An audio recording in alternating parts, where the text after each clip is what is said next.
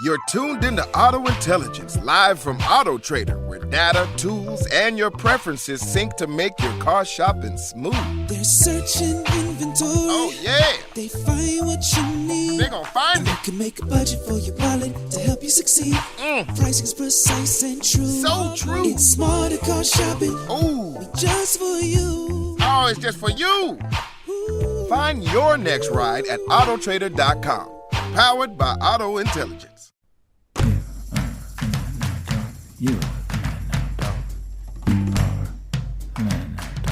You are the man now, dog. You are the man now, dog. You are the man now, dog. You are the man now, dog. You are the man now, dog.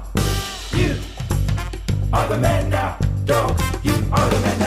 dog. You are the man now, dog. You are the man now, dog. You are the man now, dog.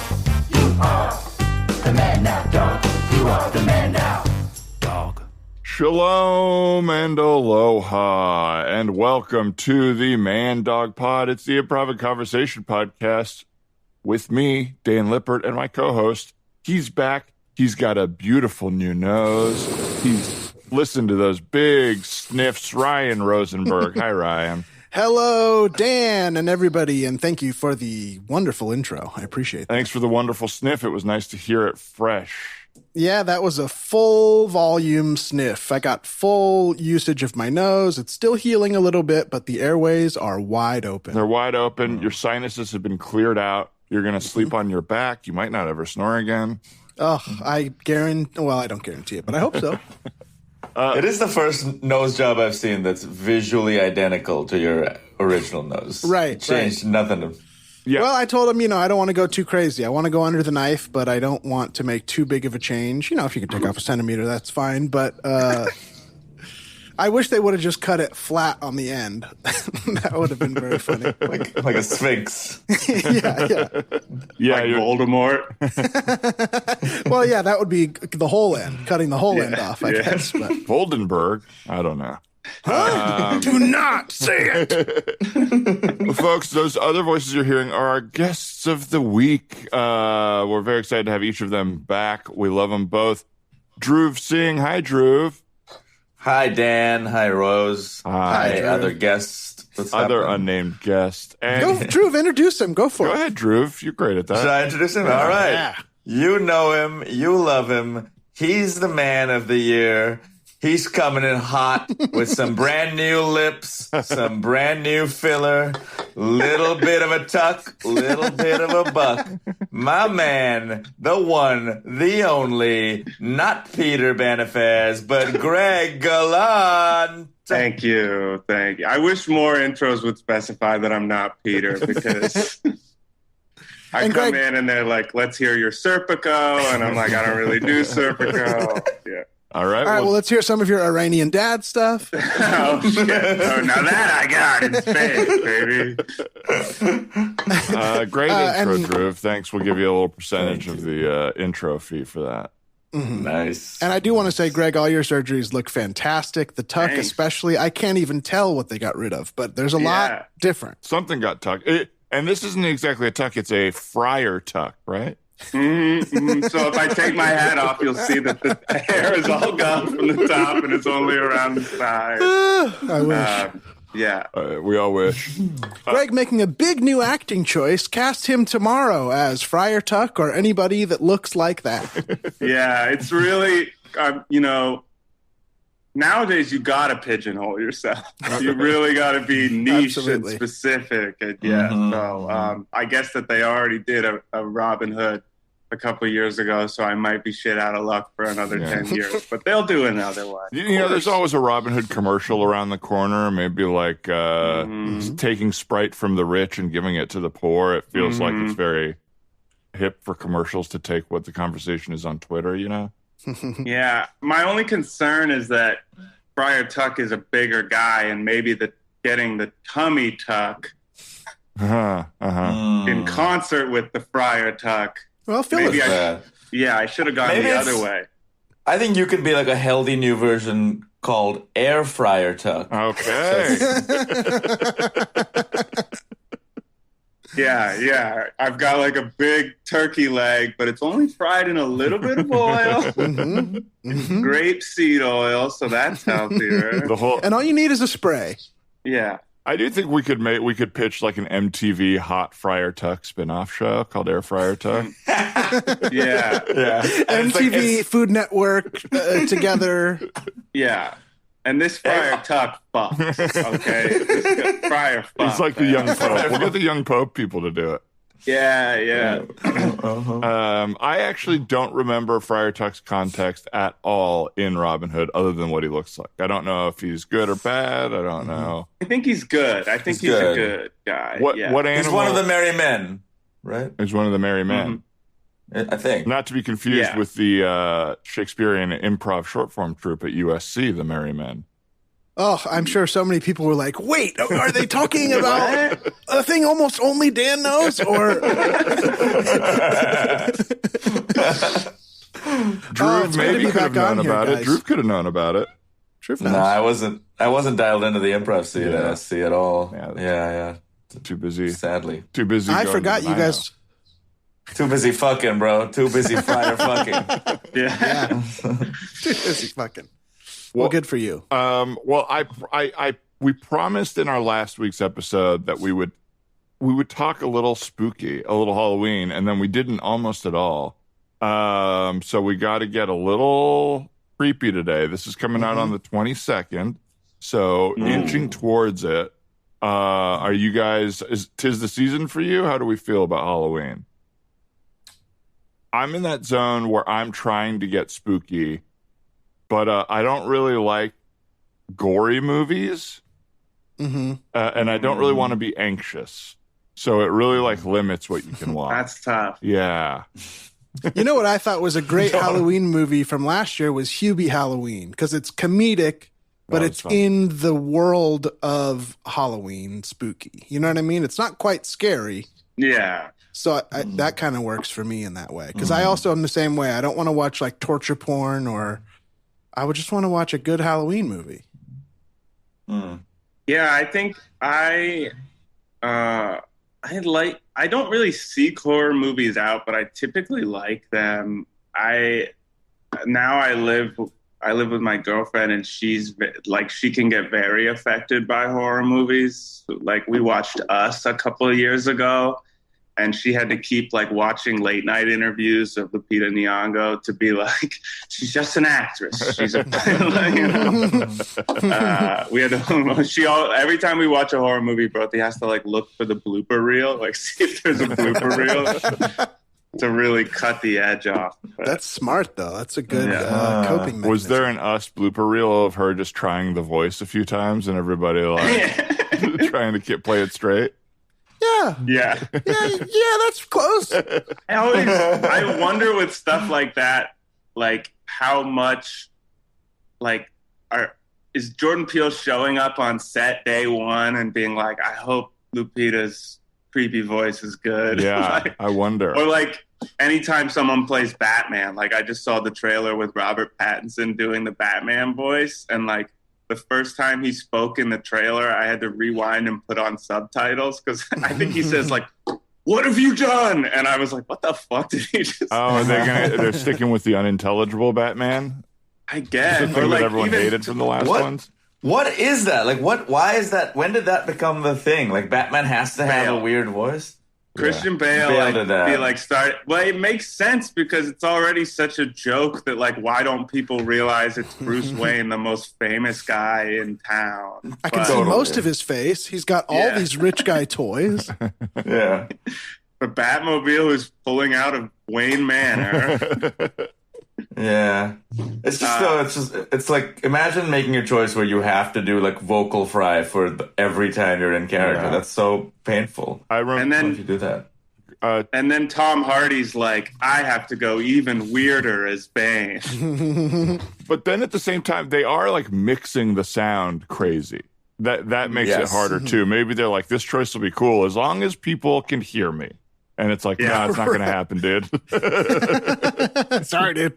Didn't like Dark Knight Rises come out and then they like tweaked the audio afterwards because everyone was like, we can't understand Bane. I feel like there was some audio mixing drama with I remember going to that. I think it was they showed it the first 7 minutes before Mission Impossible in IMAX. And I remember going to that, like where they kidnapped the plane or whatever, and not understanding a word of the whole thing, but also being like, that was a cool stunt. Yeah, that's what it was. Yeah, it was like they leaked that first scene, and then before the movie came out, they ADR'd or something.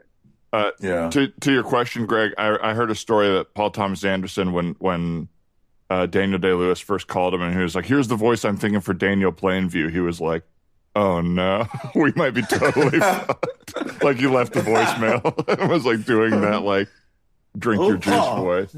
This is Daniel, and I'm leaving you a voicemail with my thoughts on The Voice. This is how a real man would talk. I'm an oil man.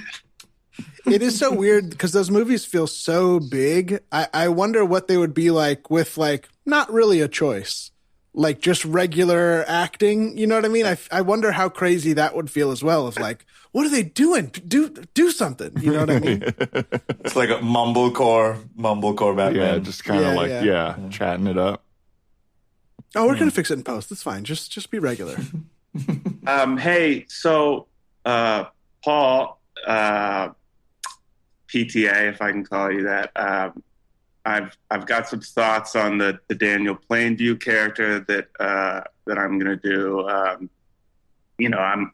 obviously so famous for all the method stuff and getting into it. And I've sort of been getting into it, and I don't know. I just wanted to bounce it off you. So can we? Is that okay? Absolutely. I've honestly been waiting for this. You know what I mean? I have some thoughts, but I want to let you do your process. So why don't you go with what you have, and we'll just sort of workshop it. Okay. All right. Here we go. Hey guys, it's me, Daniel Plainview. I'm an oil man. This is my son and partner, HW, and we're here to drill some oil from your town. And can I just stop you real quick? I love it. I love the casualness. The cadence sounds like you're leaving a voicemail. It sounds like you're expecting nobody's listening to you, and you're just sort of getting through a list. Okay, well, yeah, I guess that's kind of what I thought for the character, which is that he cares so little about these townspeople. He doesn't really give a shit about them, that it's almost like all his conversations are one-sided, That's cool. That's interesting. That's really cool.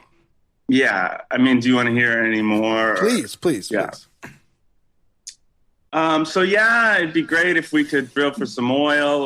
Let me know. I'm around most of the day tomorrow. You should be able to get at me.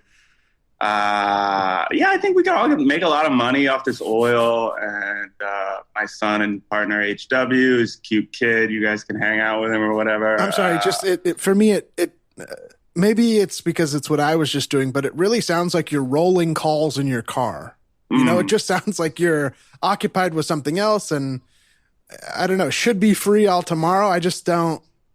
Oh, okay. I guess what I was thinking, and again, this is, of course, maybe we're before the movie, so not my place, but I was thinking with a little bit more intensity, a little bit more sure of what he's saying. Sure. And a little bit more like if you don't like what I have to say, fuck off, rather than I don't care if anybody's listening. Well, let me try that. I mean, look, I feel like I have this weird reputation of being like really controlling and not being collaborative, and I don't know where that comes from. That's bullshit. So I'm going to take your note. Okay. I'm going to take your note. More intense, not giving a shit. Right? Beautiful. All right? Beautiful. I'll do it from the top here. Hello, I'm Daniel Plainview, and I'm an oil man. This is my son and partner, HW. I'd like to drill for oil in your town, and we can all become better. God damn, sorry. Some guy just cut me off. Jerk.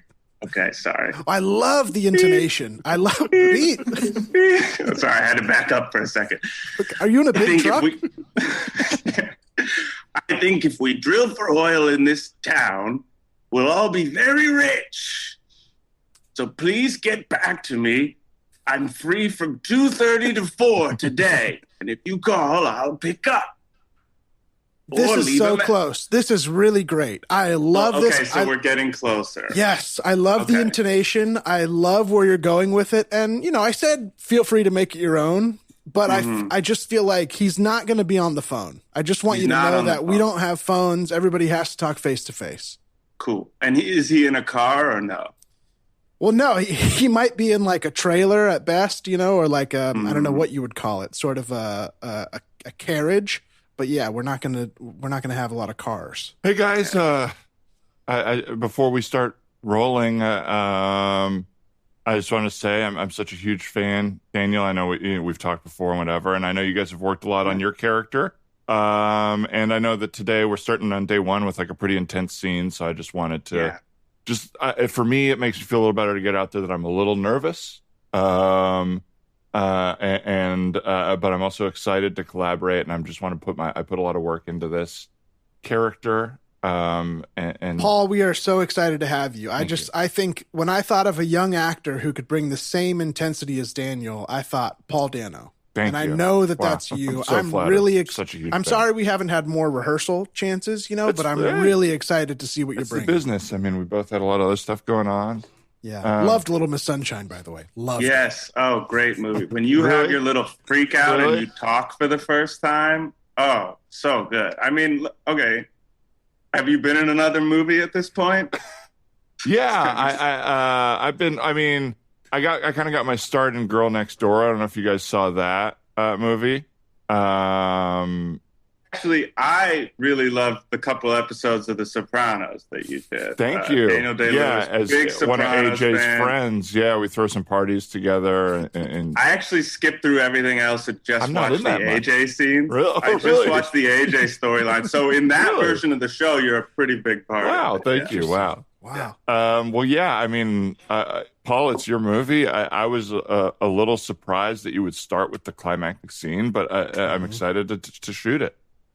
Great. I think, you know, let's just shoot the rehearsal. Let's see what we get, and then I'll just Love note it. you guys from there. I really want you guys to feel raw. Sorry, I hate to interrupt. Robert Eiler also loved to shoot the rehearsal. Oh, wow. Yeah. So when we were on set, The actor who played AJ Soprano.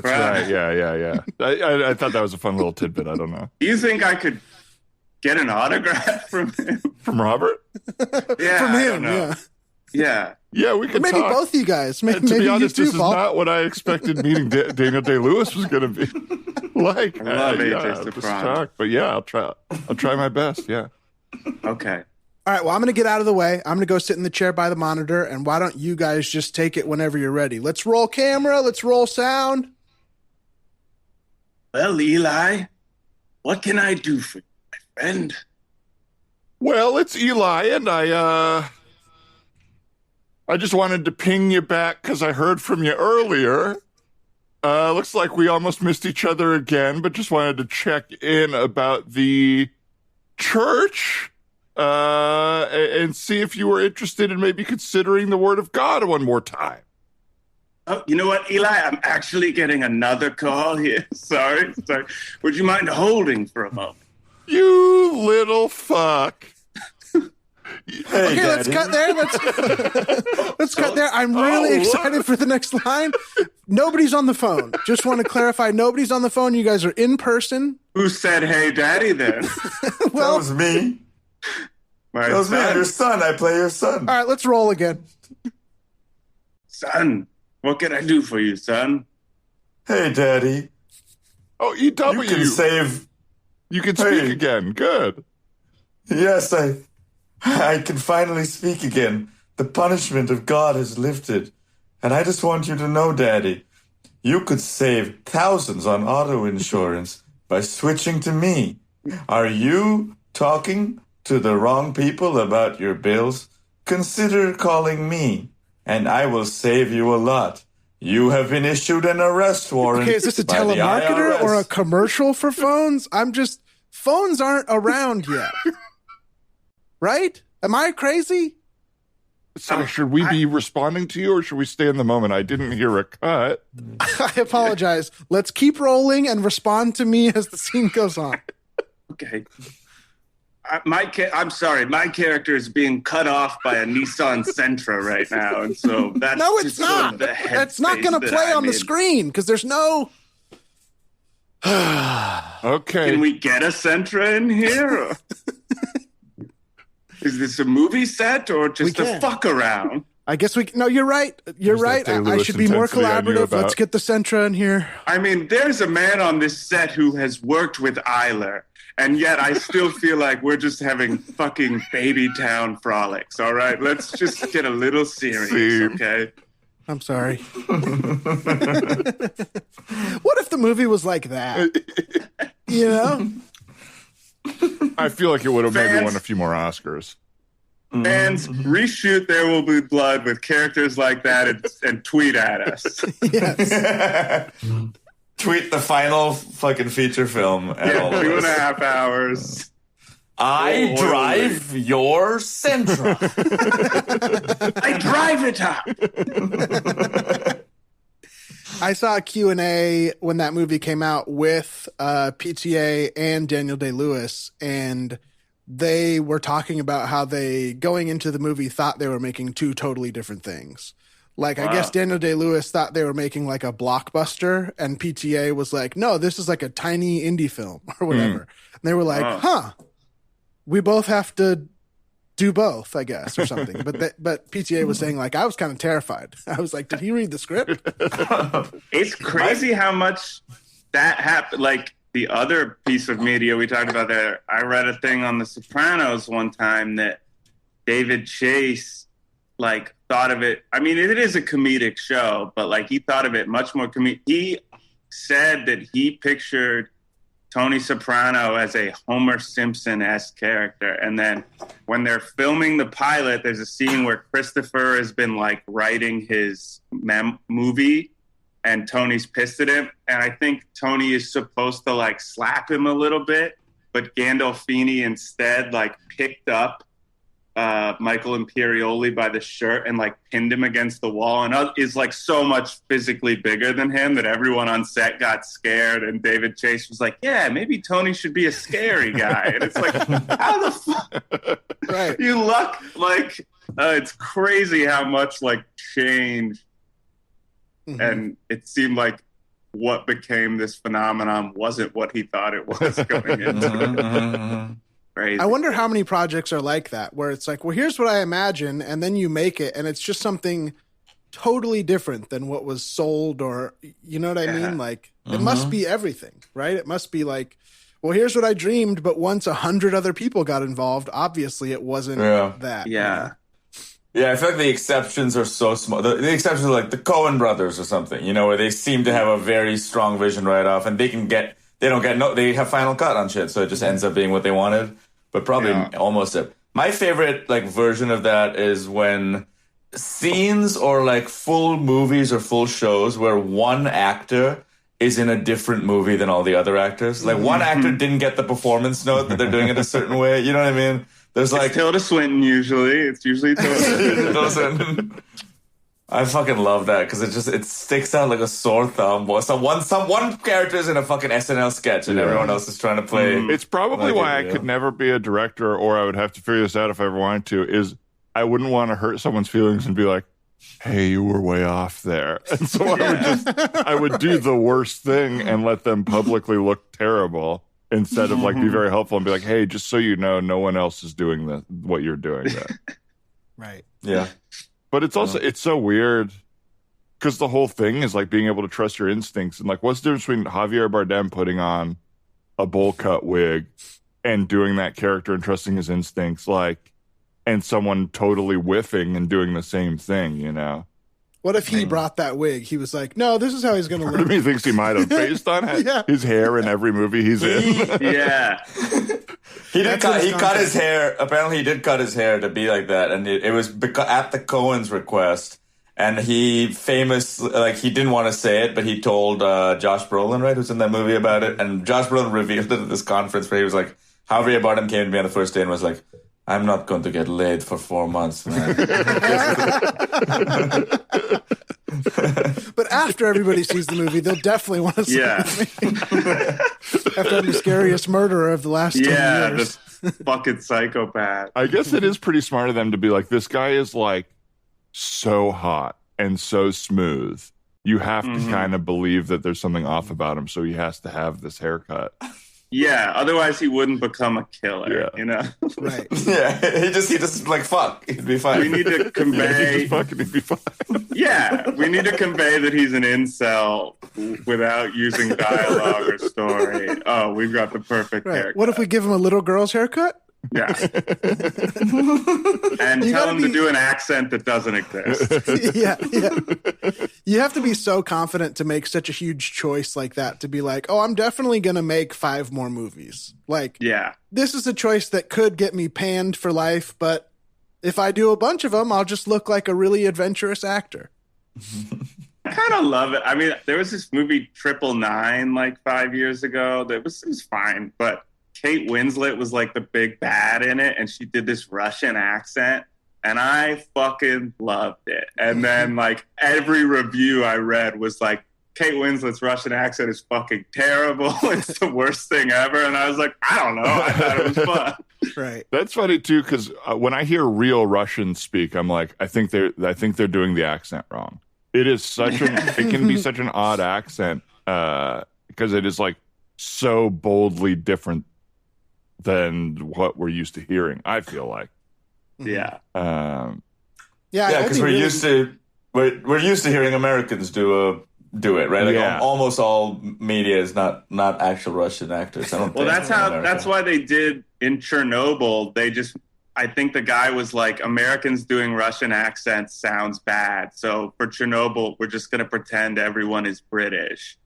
And I watched like 3 episodes and was so confused. And I was Googling like, was Chernobyl in England? Was Chernobyl in Russia, but run exclusively by British expats? Like, it made me question the history, because they should have put like a disclaimer that was like, hey, we made this choice. You're gonna think you're crazy. Right. It also is like, I think that's a great example of none of it matters. As long as you're making the same choice throughout, it doesn't matter. Because it's like, there's this like revered thing for like, you have to tell the story right. And they were like, no, there's just too many actors who can't do the accent right. So we're just going to make it British. And it's like, so what? We could just do that with anything. Yeah. Right. Yeah. That's a funny one to change the history on, though. Yeah. So many people were affected in a real life horrific way. Russian specifically. Mm-hmm. Well, unless we have some accent scenes. Anyone want to do accents? Not really. Not really, no. Not really. I mean, I could talk a little bit more about spooky season. Oh, yes. Oh, yeah. We got to get spooky. That's right. I'm going to a haunted house experience on maybe like next week or something called Delusion. Do you guys know about this? Yeah. I've done it a previous year. Shit is spooky. It's spooky. That's a good one. Scary? It's so at least when I went, maybe it's changed, but when I went, it was a lot of like Blumhouse. I think it was Blumhouse then doing it or something like that. So all the people doing it are like professional stunt people from horror movies. So they are fucking like, I don't want to spoil anything, but they're doing, Hollywood level stunts and shit on you, cool. But in real life around you. So they fucking frighten you. Like they get at you. And I thought that it was a cool setup too. When I did it, I don't know, it might be changed now. It was like a tiny house, not far from USC, Dan, because I remember that neighborhood. Like an old kind of Victorian-y looking actual old ass, like 100-year-old plus house. And they take you on this little tour through it with a small group. And it's spooky. It's like, yeah, it's good. It's a good setup. I'm pretty scared. Like that is definitely not my whole life. I've avoided being scared because I always kind of am. And so I'm like, I can have fun at this for sure. But I'm definitely a little bit like, who's going to support me while I'm here? Yeah. My most memorable haunted house experience was a couple years ago. We went with a big group to the haunted hayride. What is it called? The haunted hayride? Is that it? Yeah. Which for anyone listening, not in LA, is this like, hayride up in the hills in Griffith Park, kind of. And one of the attractions there, not the hayride, is a corn maze, right? Where you go through a darkened corn maze, but there are like kind of little ghouls jumping out at you or whatever. But every group, it's completely dark and every group has a flashlight. So you are, one person is kind of navigating with a flashlight. And at one point, we like turned the corner and turned the flashlight on it and saw this like couple making out. We thought, oh, okay, this is part of like this is, maybe those are, you couldn't really tell, but they look like civilian clothes. I kept walking, later landed on it, and this girl was giving the dude a blowjob, like in a corner of a corn maze. And it was just a couple getting freaky, like just going into this corn maze, fucking around. Oh my God. There is this cultural connection between horror and horniness, though. Like, I feel like that was like a broy young man thing of like, take her to a scary movie, dude, and then she wants to hold your hand. Like there's a link. There's some link there. Yeah. Right. They just took it to the next level there. Yeah. Also, I wonder if they got super scared, like mid blowjob, someone came up and scared them, and they're like, "I thought I was horny." And when I get scared, I bite down. Yeah. Or do you think there's any chance that it was part of the horror thing, and it was just supposed to be a really scary bad blowjob? Like They shouldn't be together. Norms on these people. Yeah. Horrifying. You get the setup on the way in that like these people have an on again off again history, and it's not healthy when they're hooking up. And you're horrified by that. Just a haunted house with really specific modern terrors. Oh, lovely. Well, folks, every once in a while, we do some voicemails from our listeners. If you ever want to call in and leave a voicemail of a true story, 30 seconds to a minute long, we'll do scenes inspired by it. The number's 818-465-8656. Leave a voicemail. We'll do a scene. That's the story. I'm going to play one right now. I'm going to share my screen. This episode is brought to you by Nordstrom. Summer's almost out and fall's calling. Luckily, Nordstrom has everything you need for the season ahead, all under $100. Discover new arrivals from your favorite brands like Mango, Princess Polly, Wave, Free People, BDG, and more. Whether you're planning a last-minute getaway, heading back to class, or refreshing your office looks, you'll find the latest trends and beauty must-haves without breaking your budget. It's easy, too, with free shipping, free returns, and in-store order pickup. Shop today, in stores, and at Nordstrom.com. This episode is brought to you by Buffalo Trace Distillery. Powerful yet smooth. Contained but never tame. Proudly going their own way, but never going alone. This is the spirit inside Buffalo Trace Bourbon. Made at Buffalo Trace Distillery, the world's most award-winning distillery. Buffalo Trace is always perfectly untamed. Distilled, aged, and bottled by Buffalo Trace Distillery, Franklin County, Kentucky. 90 proof, 45% alcohol by volume. Learn more at buffalotracedistillery.com. Please drink responsibly. Hey guys, Ari from Boston here again. Another quick story.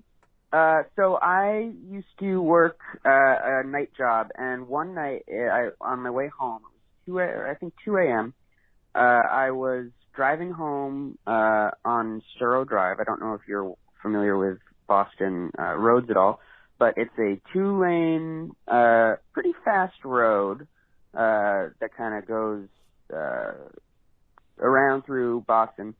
And the speed limit of 40, I believe. And I was going home, and I think I was going like probably 50. And then I see headlights coming from the opposite direction, and I thought, okay, yeah, it's a 2-lane. They're just on the other side of the road. And then it gets closer, and they're on the same side of the road as me. They're just on the other lane, but they're going like 60, 65 miles an hour, like right at me. And I mean, it was one of the scariest things in my life. And I they pass me. I keep going about like 300 feet, behind me though. Like before I saw this car, there's a police officer, just doing a speed trap on my side of the road. And I'm thinking, well, what is the police officer going to do? Is he going to drive in the opposite direction on the highway or the road to catch this guy? Or is he just going to sit there and say, well, I can't break the rules? And it's one of the scariest things, and I still think about it whenever I'm on that road. All right. Thanks, guys. Bye. Thanks, Ari. Thank you so much. And I am not familiar with Boston roads at all, No. but that was a good description.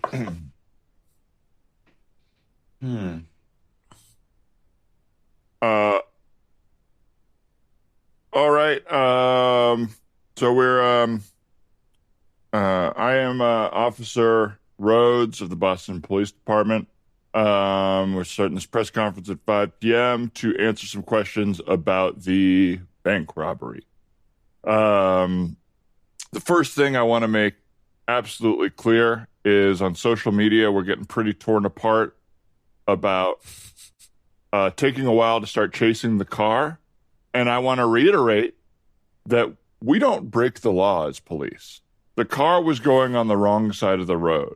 And I assure you, we had our whole team trying to figure out how to chase the car without going against traffic. So I just want to make that very clear up top, and I will start taking questions from the media. Hi there, James. James Smith from the Boston Baked Bean. I was wondering, I don't think it's breaking the law if you have your lights on. Can't you just turn on your lights and people will know to get out of the way to stay safe? Well, even with the lights on, that does not make us lawless individuals. We still have to, stop at red lights. We still have to go the speed limit, which is another big thing. Yes, we never caught the escaped bank robbers because they were going 45 in a 30. So we did as best we could. They ran a few reds that we couldn't run, and we're sorry for that, but we are looking as safely and legally as possible. This is James McClendon with the New England Hash Brown. You seem to say that it's just about following the laws, but also during the chase, you stopped multiple times to say hello to people out of the laws of courtesy, which seems like those are unnecessary things, to stop and wave to an old lady on the street, say good morning and things like that. Thank you, James. That's a fantastic question. We follow more than just the laws of the land, if you will, the laws created by the city, the state. We do follow the laws of common courtesy. So you see, it would be absolutely rude, and I know who exactly you're talking for. That's Officer McMillan, who happened to see his third grade teacher. If you saw your third grade teacher in the store, wouldn't it be rude to just walk by and not say hello to him or her? Yeah. Okay, I'm hearing a lot of not agreement here. I do want to move on. Oh, yes. Moving on. Another question. Yeah, Michael Carter, Boston Strangler. I did see some leaked cell phone footage. I don't know if you guys saw this, but you weren't able to catch them. But there was a point where the bank robbers got into a car accident and you were able to catch up with them. And someone has posted cell phone footage of what looks like your officers asking the bank robbers politely to put handcuffs on themselves. So instead of like tackling them or holding them down or forcibly detaining them. Right. Did you have a comment on that? So what's the question? Why didn't we hurt a stranger? Well, I'll tell you why. Because it was illegal. It's illegal to hurt a stranger. Just as much as I wouldn't want you tackling me right here or tackling James from the Hash Brown or James from the Baked Bean, okay? Now, I know the Strangler has had it out for the police department for nigh on decades, okay? But we are doing our best here, and they wouldn't put the handcuffs on. They wouldn't consent. We believe in consent here. So we said, well, what can we do?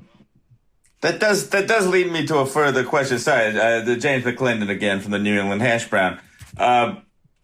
We have had the Boston Strangler in the room for many years now, confessing that he is the Boston Strangler before asking questions. Yet you guys have never taken him in. Well, what we tried. We tried our absolute damnedest. All right, we all got him to put the handcuffs on once, but then he wouldn't get in our car with us. What are we gonna do? Shove a stranger into our car? I don't know what you want at the Hash Brown, but Mr. Strangler, I mean, if he is not strangling in front of me, there's nothing I can do. You understand? He's strangling the baked bean. He's strangling That's against the law. Sir, that is against the law. Sir, what are you going to do about it? Oh, please. What are you going to do? Please, it's really sucky. Please stop doing this. This sucks. Stop. Oh. All right. Jesus. That was horrible policing. This is James from the Baked Bean, and I'm writing an op-ed about how the police are do-nothing losers. Oh. You need to participate in keeping society safe, or else why do we pay you? Defund the police. They don't do anything. Do nothing losers. I just talked the Boston Strangler, one of the most sought-after killers of all time, to stop strangling you. And I didn't break the law. I didn't use force. Now, sir, you did strangle a man against his will. That is against the law. So I'm going to have to ask you to put these handcuffs on. And I'm going to have to say no. Okay, fair enough. Fair's fair. Can't be it. Please, Hey, now you're buddy. giving him a cookie? What is this? Keep it up, buddy. You want another strangling? No, the police are here. You can't. And I'm going to fight you this time. I'm not just going to stand there. That was very ineffectual on your part. You're much bigger and stronger. Fight me. Gentlemen, I have to respectfully ask you to stop breaking the law. All right. Okay. What do you mean, gentlemen? I'm getting choked. It's not me breaking any laws. I'm asking for help. Oh, you're breaking the law of just common cowardice. I mean, fight back. I should have taken it like a man. Okay. God. Now, I feel like things have gotten a little out of control, as they do here in our press briefings, and I want to bring this back to the issue at hand. We have 4 criminals at large who have robbed the bank. 2 of them have absconded with my house. And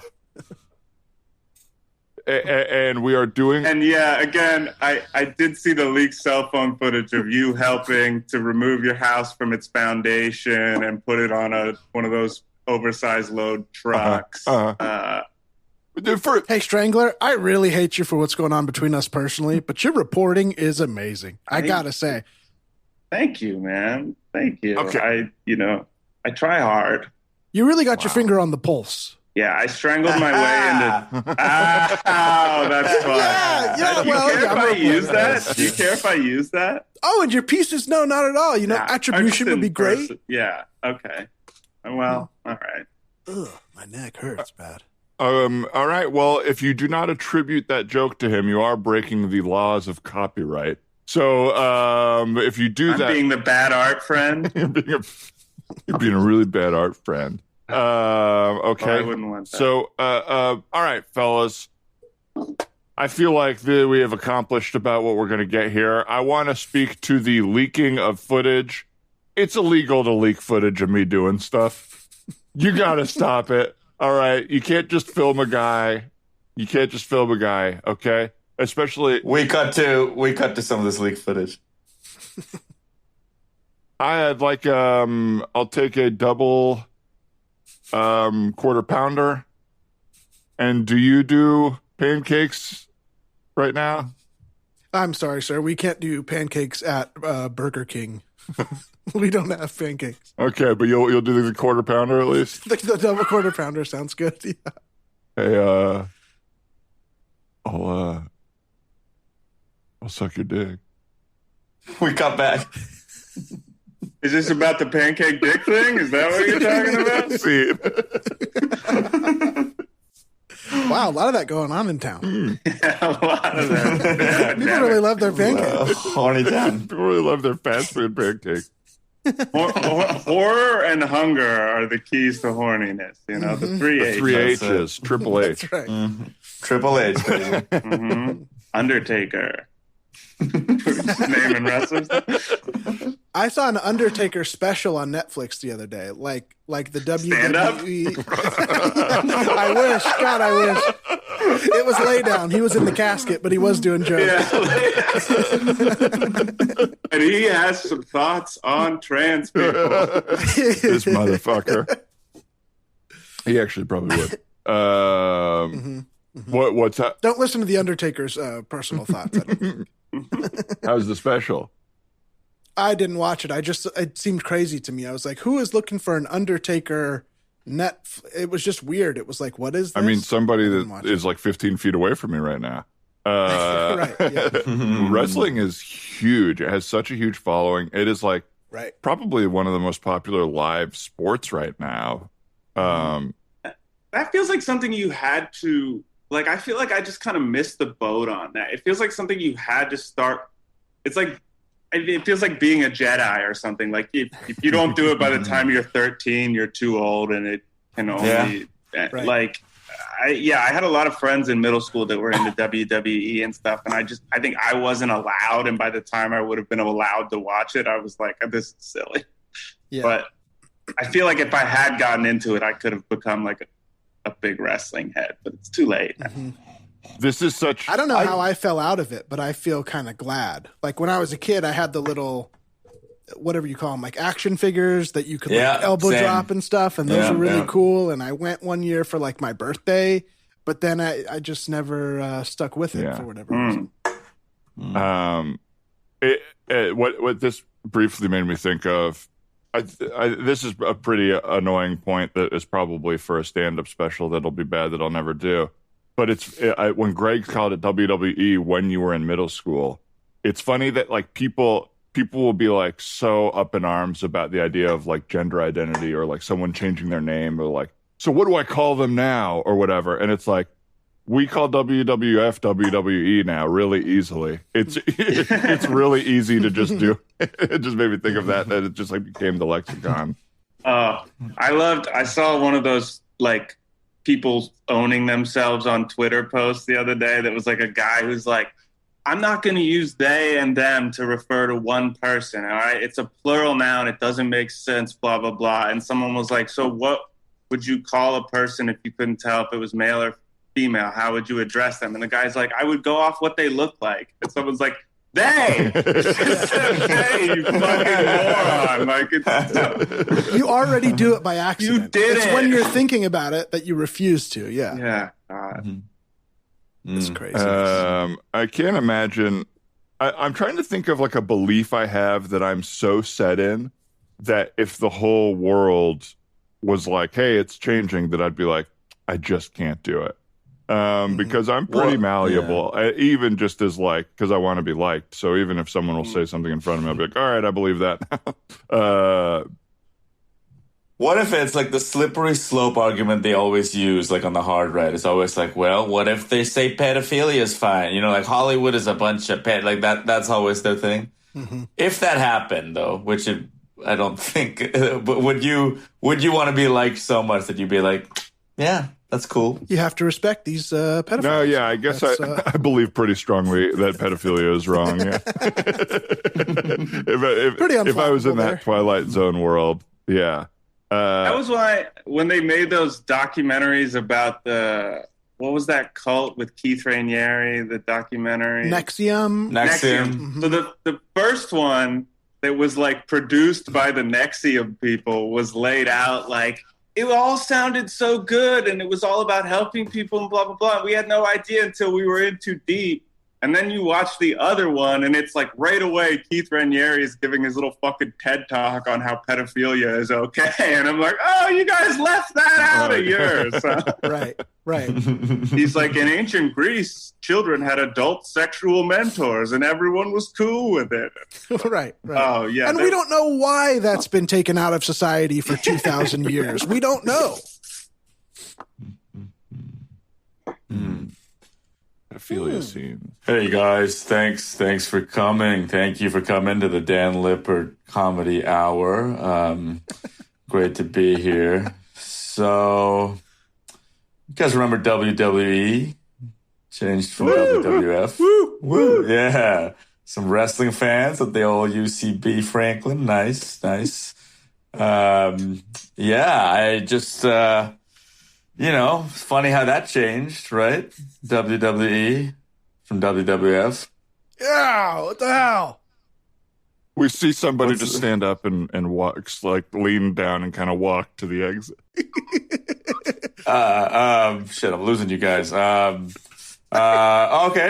Remember this? Remember how the Cadbury cream egg used to be pretty big, right? Woo! Then one year, Yeah, it's good stuff. Good stuff. Couple of Cadbury fans at the old UCB Franklin. And then next year, got a little smaller. Remember that? That changed, right? That changed. Yeah, what the hell? Well, was someone you got to go the other way. That's the bathroom. The other way is the exit. Shit. Sorry. Huh? Excuse me. Sorry. No, it's Hello? So No, I'm not really doing anything right now. Hey, sir. So, look, I know you're Daniel Day-Lewis, man. You're in the audience, but you're just not being on the phone right now. Sorry. I just wanted to let you guys know I'm an oil man. I think if I could drill in your town, that'd be great. Dialogue. Hit me back whenever you can. Hey, shut up, bro. Shut up, bro. Some of us are trying to watch the show. All right. I just came here to see the Undertaker special, which is next. But I guess I have to sit through this guy, Dan Lippert. Woo! Yeah! I'm opening for him, so I carry on, sir. All right. Well, there was once a thing called Pepsi Ice, or what is it? Clear Pepsi, right? That went away. My point is, I'm trying to make a point, okay? That society changes and everyone accepts it. So why is everyone against this whole premise of pedophilia? That ain't bad. I am a fan. Dan Lippert, I will stand by this forever, that in ancient Greece, people did it. Other times, what the hell? We see a couple people in the audience looking up to see if he's getting the light, but he's not. Now, what I want to talk about a little more is the way things stay the same despite changing. You guys ever notice that? Huh? Take my wife, please. Now, a lot of jokes come from a place of truth, right? Flush. But close the door when you go to the bathroom, dude. Leave the door open. Oh. What do you mean no? Just close the door. I mean, you're taking a shit You guys on excited stage. for Undertaker? I'm not. What's that? You guys? Oh, sorry. I was just talking to my friends in the audience. You guys excited for Undertaker? Yeah, man, it's going to be great. I heard that he does the whole thing from a coffin, which is funny. It doesn't really make sense because an Undertaker wouldn't be in a coffin. They'd be putting someone in one. But that's the vibe. That's the vibe. It's the vibe is funeral theme for sure, yeah. Oh, I'm going to go buy I'm some a little merch. excited. Woo! Paul Bearer's here. Paul Bearer's going to make an appearance. I'm bombing. Win them over, Dan. Use some. Fuck. Hey, Dan, do you still want me to be taping this? Yeah. I gotta get better, man. I gotta look at footage and see how it's doing. Maybe try some crowd work. I think you've considered that before. Yeah. All right. Hey, any fans? Man Dog Pod out here? Any fans? Huh? Okay. Hey, buddy. What's up? What's your name? Yeah. Hey, my name is Sean. I'm a big fan of Man Dog. That's why I came. Nice.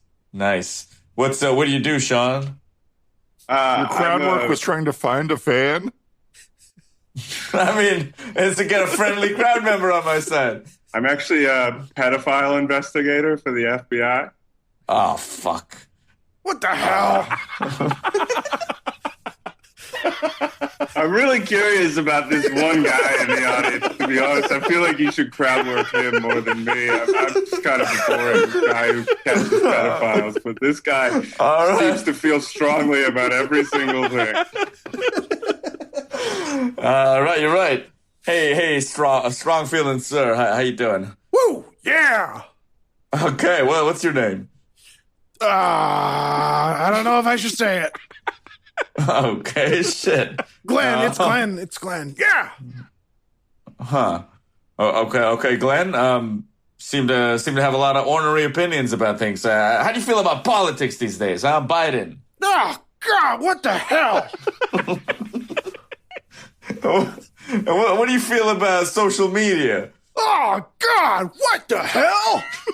We cut to the Today Show.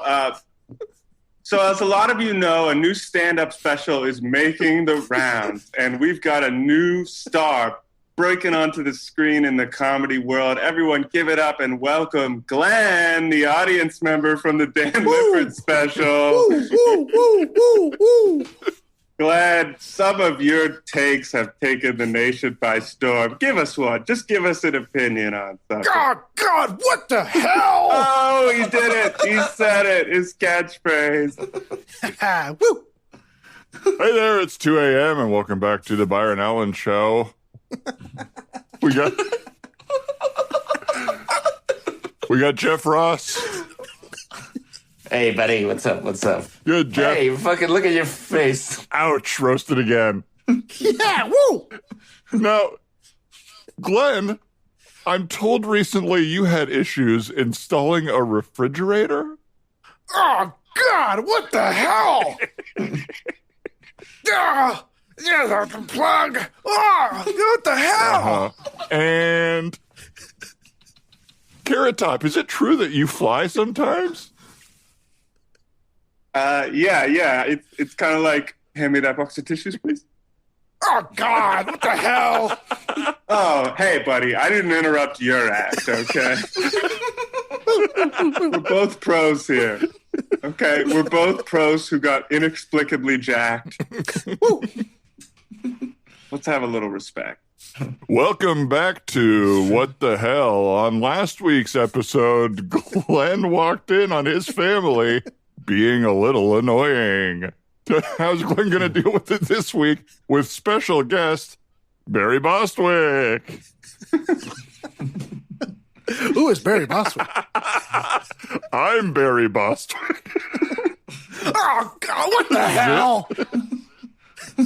All right, scene. Had to call back that famous Lipton tea commercial. Look it up, folks. Everybody knows the Barry Bostwick Lipton tea commercial. No, Barry Bostwick from Spin City, right?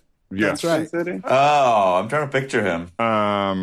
Well, You're probably close. I know you Yeah, guys. he's like the aloof boss with white hair. Yeah. I know you came on the show to do some improv, but thanks for letting me just play the tape from my last stand-up show at the end. Oh, yeah. And listen to it. You know, I think it's going to find some sort of audience. I can't tell you exactly what or what they like, but there will be listeners. Paul Bearer had a nice time, I remember. Yeah. What if you looked out into the crowd and Paul Bearer was there? We're almost done, but I do have a question. Do you guys have, can you think of like the most specifically odd person that someone was like, hey, they're in the audience tonight? I'm trying to think of one. Probably Al Franken. We did a show once and Al Franken was in the crowd. I just had a really serendipitous one where Julian Edelman from the Patriots was in the front row at UCB. And the only, I'm a football fan, but I definitely wouldn't have recognized Julian Edelman. But that day I had been house sitting for someone and they had cable. So I was just like watching ESPN in the middle of the day, like I hadn't done since I was a kid. And there was like a E60, half-hour special on Julian Edelman that afternoon that I watched. It was interesting. He was like a quarterback in college and he made the change. And then I walked out on stage a few hours later and he's in the front row. And I looked it up and it was like him and James White that summer were like living on Beechwood. They lived in LA because they all tried to be close to Tom Brady in the off season to just in case he wanted to throw balls to someone, they would run over and be that guy and that would get in his good graces. And so they were living by UCB and it was really weird. He showed up that night. That is crazy. To Herald Night or a different show? Herald Night, yeah. That's so Herald funny. Night. Yeah. I also didn't know Tom Brady lived around Beechwood or in No, Brady is in like probably in like the Palisades or something. Yeah. But they were on Beechwood to be in LA. They probably did the thing of like, oh, that's Los Angeles. That'll be close to another place in Los Angeles. No. Well, if they're like me, they're like, I don't know where I want to live. Close to UCB? Yeah. So it's probably that. It's probably Harold fans. I was like very early on Harold, like we were a couple months in, and we used to do like a living roomy opening, right? So we'd come out and you'd be kind of like, you could see the whole audience and do it. And Margot Robbie was in the front row. And this was shortly after Wolf of Wall Street had come out. So she was like this big, such a big star, like the distractingly beautiful. I think I almost did nothing in that whole show because I was so just like, oh, Margot Robbie's there. Yeah. You know what I mean? I can't biff this because that will mean a lot for me. Yeah, exactly. It really. Otherwise, I have a shot. Otherwise, I have a great shot. It truly is the dream. Like, if you're ever going to be able to get a chance with Margot Robbie, it's going to be like her seeing you be really funny on stage. Like, that is the best in you have. I mean, maybe not for you, Dhruv. You're a talented actor also. So, it did cross my mind that like that. I don't think that would have even entered my mind. Like, I think for me, like, I wouldn't have even had the thought of like, oh, I should try to impress Margot.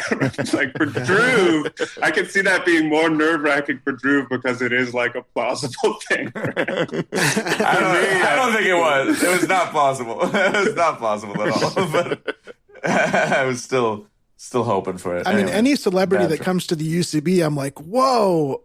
Why are you here? Why? Yeah. You like underground? I guess it's not underground, but what the hell? What the hell? This is our place. The dumbest one I had was that Steve Aoki was in the audience for AB's Herald Night one time. Yeah, he used to come a lot. I saw him a few times. Okay, yeah. I think there was this thing going around that like there's always a thing where it's like this person's partner is taking classes, or they're like their son is in a class show, and so they'll show up. But I think which that is was why Jason Alexander came to Herald Night once. I think his son was on a mod or a mess hall team or something. Yeah. I would love to do comedy in front of Jason Alexander. I would be like, oh my God, it's fucking George. Yeah. He's like a legend to me. I'm sad because I know there's like a million like out there ones that I just can't remember right now, like because they were so random. Or weird, like not necessarily celebrities, just like weird people. I think we did a Let's Party once that I think you were hosting it, Rose, and Billy Zane was in the audience. I remember, like at midnight on a Saturday, right? Watching like a drunk and high improv show. It was kind of wild, insane, just insane. Waving his gun around, looking for his fiance. Well, Dhruv and Greg, I think we've come to the end of our time, but thank you so much for being here. You guys are hilarious. Thank you guys. Thank you guys for having us. Always a pleasure. So we've come to the end of Dhruv and Greg. Would you like... Oh, the show would have been way better. Dhruv, is there where people Thank you, Casey Trela, for that song. Don't drag his name through the mud like that. Dhruv, where can people find you, or what would you like to plug? You can find me on Instagram at Uday Singh, my name. I would plug the work of Barry Bostwick if there's any time for a good revival. Yeah, check him out. Good. At Uday Singh on social media, and Barry Bostwick on television and maybe film as well, I'm sure. Greg, anything you like to plug or anywhere people can find you? I'd like to plug the play of Barry Bostwick. It's not all about work with him. Sometimes he's just... when he's just kicking back, that's the most fun time to watch. It's the most Barry. I'm at Gallant Greg on Twitter. I did a few seasons of a podcast called First Hand with Devin Field that all of these gentlemen were on once or twice, and it was delightful, and you can find that anywhere. And that's all I have to plug. Awesome. Yeah, our listeners, I'm sure, know about First Hand, but if you're new to the podcast, you can listen to our episode with the hosts of First Hand, Greg and Devin, in our backlog. Yeah, go listen to Dan and Ryan play the Winklevoss daddies. Yes. That's right. Nothing could possibly better tease that episode than just those words. Thank you. Gotta hear it. Yeah. Let's see. I think that's that. Patreon.com/YourTheManNowDog is where it's at. You can get full versions of all our episodes with extended scenes and deleted scenes, as well as video of all the episodes, and weekly 2-man episodes with Ryan and I that are range from conversations to fully improvised new podcasts to improv scenes. So check those out. What scene is going to get deleted from this episode? We don't know. It's usually probably the last one, but I actually don't know. Brian picks our editor. So okay. Do you know, Ryan? It's been a while since I've actually checked in on that. I think we try to switch between sometimes it's the funniest scene and then sometimes it's not. Because we want to have some of the good stuff out there, but we also want to save reward it for the Patreon. Yeah. But that's good, because then if someone's scene becomes the deleted scene, they don't know if that's the compliment. They can say, "Oh, that must have been the week where they did the funniest one." Exactly. No, we'll say and this scene was deleted because it was the worst. Go ahead and skip it if you're paying. All right, have a great day. This 45 seconds of patter is the deleted scene. Yeah, exactly.